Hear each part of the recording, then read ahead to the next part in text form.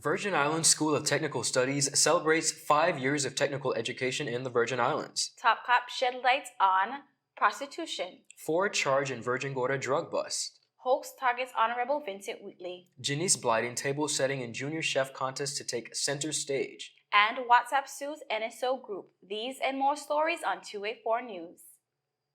Is business slow? Cash flow down? Hosting an upcoming event? We can help.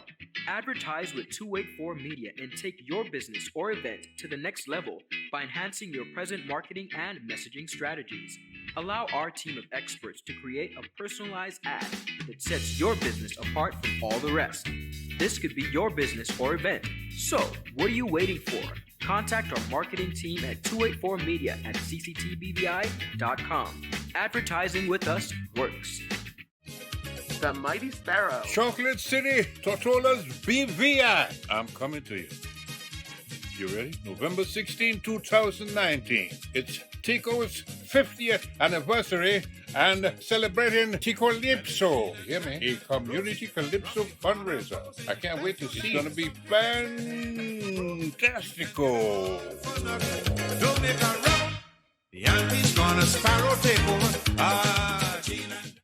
Everyone looks to the future, but no one truly knows what the future holds. The number of people under the age of 20 with type 2 diabetes could increase by 49% by 2050. Let it be known that we all have a 30% chance of developing hypertension. Globally, more than 300 million people of all ages suffer from depression. More than 60,000 young adults aged 20 to 39 are diagnosed with cancer each year. Obesity leads to problems such as stroke, heart disease, and kidney failure. No matter your race, age, or color, we are all at risk. These diseases can be managed or prevented if caught early.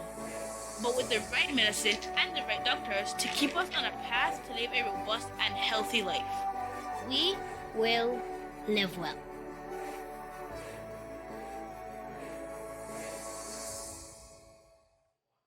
Welcome, everybody. It's Thursday, October 31st, 2019. I'm Ron Grant. And I'm Kyla Kenesha Forbes. Lots going on in beautiful British Virgin Islands. We have reached to the end of another month, October. Trick or treat.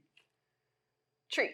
I could work with that. We actually have a lot of treats going ready for you right now. Topping our newscast today, the Virgin Islands School of Technical Studies in the British Virgin Islands yesterday, October 30th, 2019, celebrated 5 years of secondary technical education in the territory. Ministry officials, students, teachers, and well-wishers joined to encourage students to continue making the school a model of which it has been in the territory. Chief Education Officer in the Ministry of Education, Mrs. Connie George, said the school was a vision by the then Minister of Education and Culture, Myron V. Walwyn, and it was an honor to see the institution continue to shine. Other speakers included the school's first principal, Ms. Jermaine Scatliff, who also encouraged students to do their best. She actually was brought out of retirement to head the institution. Students performed, cut cakes, all in the name of academic excellence. Let's take a look at Ms. Jermaine Scatliff as she gives remarks to her students, former students, that is. Now, when we started this school, we tried as far as possible to make sure we got away from the stigma of technical education. And I just want to encourage you students this morning to continue the legacy of this school. When I started here, my intention was to recondition the students that we started with. We started with some thorns that we developed into roses. They accomplished much. Our first graduation, there's a young lady on the poster right there who was a top student in the Virgin Islands. She was top in every which way of the word because I ensured that the level of work that they were doing here was parallel to any other secondary school. And then when she did her CXCs, she got grade 1s in all her subjects. So what does that verify? She's just as competent as the other students in all the other secondary schools. You agree with me? Yes. So I'm encouraging you. You have to come here with a disciplined mind. And discipline is not just in uniform. is not just in action, but it's in your learning. Kyla, one of the most enjoyable moments for me sitting there and witnessing the 5-year celebratory ceremony was hearing the testimonials of 3 students. 2 happen to be former students and 1 is still a present student of the remarkable work that VIS has done in kind of shaping and molding their lives. They had some difficulties starting out, one of which she has now gone into cosmetology school. So I think it's just a proud moment for all Virgin Islanders when you look at this institution. And at first, Kyla, if we're very honest with ourselves in this community, the school was kind of looked at as alternative. People kind of wondered if the education would be watered down, if they would be still getting the same information as across the territory. In fact, one of the graduates a few years ago topped in the territory. And many of the students who graduate are top of their classes, and I mean, it's just a remarkable thing to see. So congratulations to the...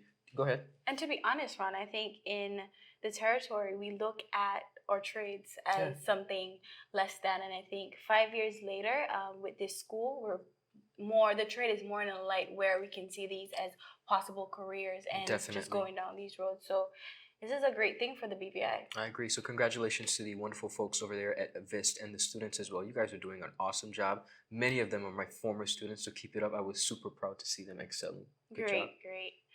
Over the recent days, a very controversial topic has taken the forefront on the issue of sex trafficking in the BVI. Though still considered somewhat of taboo and persons still failing to acknowledge its presence, Commissioner Mr. Matthew, on the recent radio interview, expressed that it is a real problem in the BVI. He said the Virgin Islands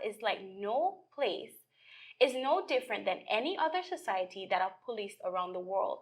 There is a sex trade that operates within the Virgin Islands, and it is as it is in any other place. He further questioned whether we should be dealing with this as a social issue or a criminal issue. Now, on the premise of this statement and considering current laws in place against prostitution, many were bewildered by what he had to say. So our newsroom reached out. He said, and I quote, "It is not for the police to determine if this should be treated as a social issue, but it becomes one if it is accepted by the majority living in a community where it is occurring. Ultimately, it is still a criminal issue according to our legislation. In that regard, we have a duty to protect the vulnerable individuals who may get caught up in the sex trade or coerced to participate in such an activity. That is not just a duty of the law, but is also a societal duty." Kyla, I am very pleased that you chose to cover this story because it's quite an issue in our territory. I think so. For a long time, what we've seen in the Virgin Islands is persons thinking that issues of such we always see them labeling it to different and attaching it to different Caribbean islands, ignoring the fact and trying to sweep it under the table that this is actually an issue that we've battled with for a number of years in the territory. And it's interesting that the commissioner made this statement about it being possibly a societal issue, because there are a lot of other societal issues that have taken place as a result of sweeping things under the mat. And we like to use the term Christian society, and I have no problems with that, but I just want us to actually be a little bit more deliberate in our choices. If we are a Christian society in practice and in belief, then we really do need to put certain stuff in place that will help us to not push these stuff under the mat, but bring them to the forefront so that we could all come up with a solution, because it is prevalent. Yeah, I think being a Christian society, as you said, I think sometimes instead of dealing with the societies right in front of us, we would more so not speak about it and act as though it's not happening. But it's prevalent and it's here. Most definitely. Definitely. Still ahead, Miss Natalie Penn from the Tourist Board is here in studio with us, and host targets Honorable Vincent Whitley. These and more stories when 284 News returns. When you need to stay connected with friends and families at home or abroad, the best choice for you is Freedom. CCT Freedom. With the lowest rates in the market, our Freedom plan gives you unlimited calls and texting. Plus, our Freedom One package includes 10 gigabits of super fast, unlimited LTE data and unlimited calls to the BVI, USA, USVI, Canada, Puerto Rico, and UK lines. Why pay for overages when you can enjoy CCT Freedom? Stop by at one of our stores today and speak with one of our representatives to find out more about our CCT Freedom packages. Viewers, welcome back. As promised, an interview from Natalie Penn of the Tourist Board to discuss the Janice Blyden table setting and the junior chef competition. Over to you, Ron. Thank you, Kyla. Ms. Penn, welcome back to Twit4 Media. Thank you for having me again. Now, you guys are doing something very exciting at the Tourist Board. This is not the first one, but the program took a little bit of a hiatus. Tell me about the Janice Blyden table setting competition, which has been added with the junior chef competition. Alrighty, so before I go into the Janice Blyden table setting competition, I just want to let you guys know that it's BVI Food Fest month. It is. We're going to have a great time this month. We're encouraging everyone to come out and support all the different events that we have going on. Kicking off the events is the Janice Blyden table setting and junior chef competition. Like Ron mentioned, the competition took a hiatus for 2 years. Of course, Hurricanes Irma Maria had some part to play with that. But we are back this year. We're excited about it. We have this year, the competitions are being held at different venues. Which is exciting. Very, very exciting. The first one, which is going to be held on Sunday, over on Scrub Island. This is a competition geared towards the Tortola students.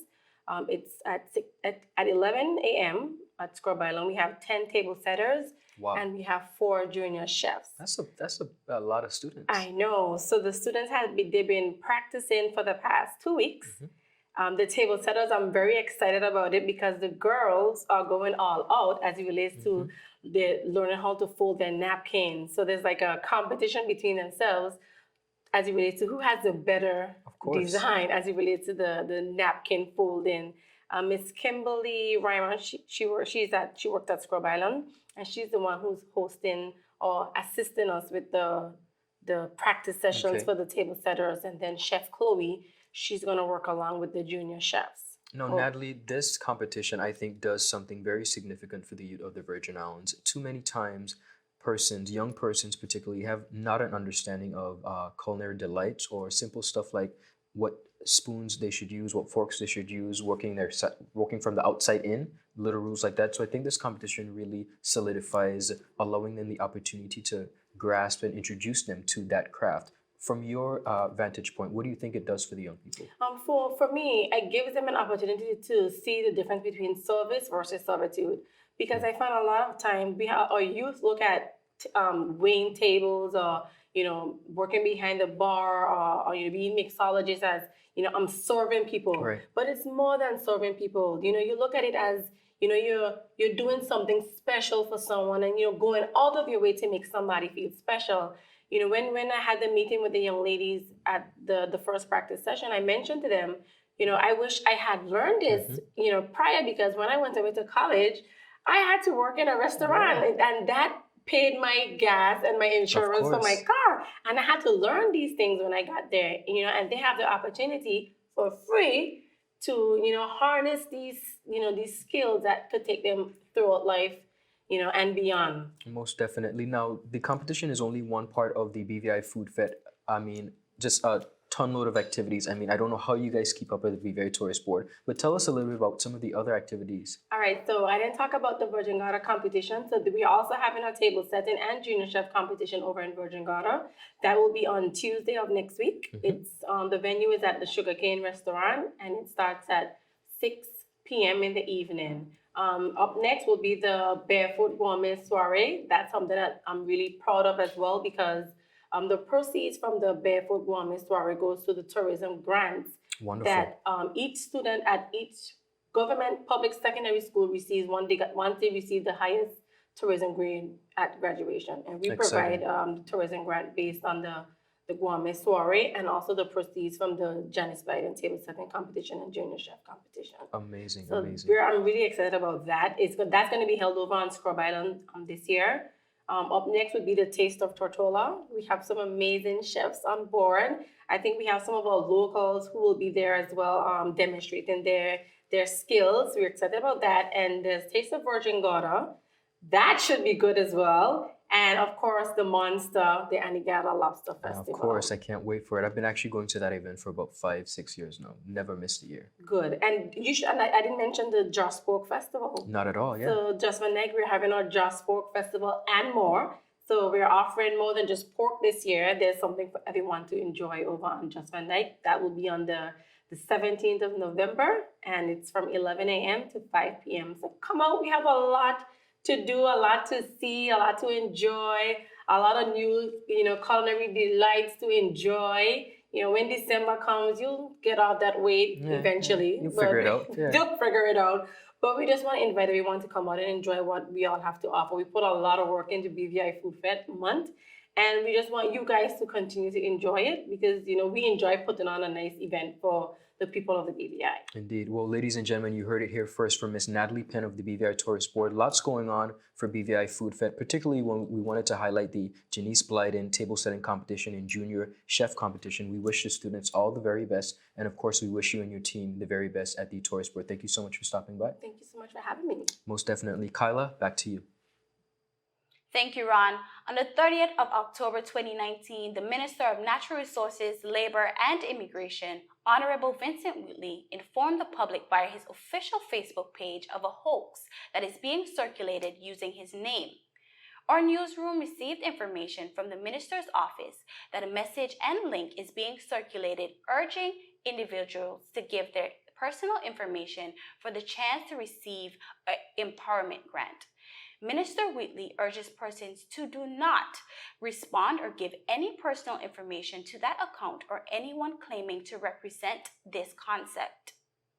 This is not the first hoax message to surface acting as one of our governmental leaders, everyone. Still ahead, 4 officially charged in cocaine bust and WhatsApp sues NSO Group after a word from our sponsors. So you're saying I can ask this cat any question? The cat is connected to the computer. You just type in the question, it will read his mind. There the answer comes.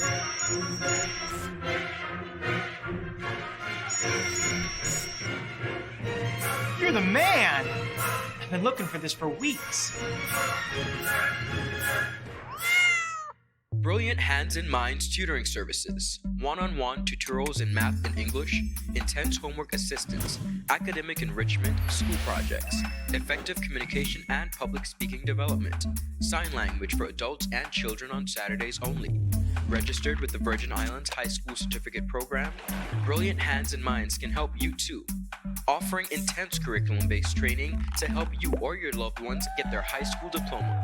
It's time to make your family's education a #1 priority. Hurry, space is limited. Brilliant Hands and Minds Learning Center. We are the trained education professionals. Welcome back, everybody. According to CNN News, WhatsApp is suing an Israeli company that it claims was behind a cyber attack that installed cyberware on users' phones. The Facebook-owned messaging service filed a complaint against NSO Group Technologies in U.S. federal court on Tuesday, 29 October 2019. NSO is a company that manufactures, distributes, and operates surveillance technology. This should serve as a wake-up call for technology companies, governments, and all internet users, urged WhatsApp chief Will Cathcart. Tools that enhance surveillance into our private lives are being abused, and the proliferation of this technology into the hands of irresponsible companies and the governments put us all at risk, he said. Although WhatsApp have made these claims, NSO Group said in a statement Wednesday that it disputes the allegation and will vigorously fight against them. WhatsApp first acknowledged the attacks in mid-May, saying at the time that it had discovered and fixed the vulnerability exploited by the hackers. It asked users to update their apps to close the loophole. The investigation revealed that the attackers installed NSO's flagship spyware known as Pegasus on smartphones by making WhatsApp calls to victims, according to WhatsApp and the Citizen Lab. The victims didn't even have to answer the phone for their phones to be affected. Ron, that is crazy. This is tough. And again, it's a example of social media just, going wrong. Technology. Yeah, technology going wrong in general. So I hope that persons do take these precautions to heart Yes. and be cautious. Yeah, because I think we're so dependent on our phones and we don't realize what this opens us up to. Yeah. As simple as a WhatsApp call. And we all have seen it from foreign numbers and we never know. Yeah, so take heed, ladies and gentlemen. On yesterday, Wednesday, October 30th, 2019, officials formally charged 4 males in relation to the seizure of a significant amount of cocaine on Virgin Gorda weighing between 200 to 300 kilos. BV Islander Nikhil Simon, 25, and Creighton Brown, 36, have been jointly charged with possession of a controlled drug with intent to supply, engagement in smuggling a controlled drug, and human trafficking. Venezuelan nationals Wiltiro Lopez Vargas, 40, and Hover Morello Yabari, 47, have been jointly charged with possession of a controlled drug with intent to supply, engagement in smuggling a controlled drug, and illegal entry without leave from an immigration officer. All remain in police custody pending their appearance in the magistrate's course. You all would remember the original story, first and accurately reported by our newsroom, that on Sunday, October 27th, during a joint operation between the Royal Virgin Islands Police Force and the United States Virgin Islands authorities, 4 males were arrested in Virgin Gorda. As a result, a large quantity of cocaine was seized by the Royal Virgin Islands Police Force. Now, the Royal Virgin Islands Police Force is appealing to persons with information relating to this or any other crime to contact the Criminal Investigations Department through the access number 311. Persons can also call the Royal Virgin Islands Police Force Intelligent Unit at 368-9339. All information will be treated with discretion and confidentiality will be assured. That's it for today's news roundup. Be sure to like us on Facebook at 284 Media and 284 BVI on Instagram and Twitter. I'm Kyla Kenesha Forbes. And I'm Ron Grant. We'll see you again tomorrow as we deliver your daily dose of local, regional, and international content here on 284 News, your source for honest and impartial news. Have a beautiful evening and happy Halloween for those of you who might be enjoying and having some fun. Trick or treat, whatever you desire. Every 39 minutes, someone is killed by a drunk driver. Every minute, someone is injured by a drunk driver. 8 teenagers die every day in alcoholic-related car crashes. Motorcycle drivers comprise the highest percentage of drunk drivers in fatal crashes. The highest percentage of drunk drivers involved in a fatal crash are ages 18 to 24. Alcohol affects your reaction time, vision, tracking, concentration, comprehension, and coordination. Remember, when you drink and drive, you put the health and safety of yourself and others at risk. Select a designated driver, carpool, hang out in groups, don't leave your friends behind, and know your limit. 284 Media is concerned about the well-being of all and wishes everyone safety as we traverse the roads. Celebrate in style, but please don't drink and drive.